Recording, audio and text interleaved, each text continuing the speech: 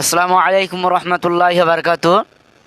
তো দর্শক ভাইরা, আপনারা আশা করি আপনারা সবাই ভালো আছেন। তো আজকে 3 মাস হয়ে যায় বাড়ির থেকে চলে গিয়েছিলাম মাদ্রাসায় লেখাপড়া করার জন্য।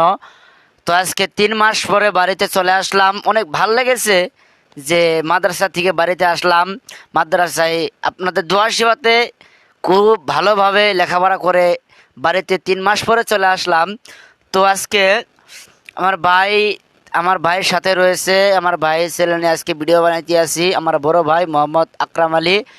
তো আজকে আমার ভাইয়ের কাছে শুনবো বাড়িতে তিনি মা বাবার খেদমত নিছে কি না, আর বাড়িতে কি কি হয়েছে কি না আজকে শুনবো আমার বড় ভাইয়ের কাছে আমি।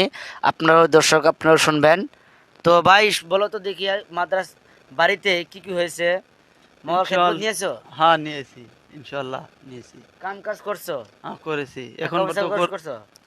টাকা পয়সা তো খরচ করতে লাগবেই, কারণ টাকা পয়সা খরচ না করলে কি করে হবে, করা তো লাগবে না। তো দর্শক ভাই, আপনারা দেখতে পারতেছেন আমার ভাই অনেক মেহনত করে আমাকে পড়াইতে আছে, মা বাবার খেদমত দিতে আছে।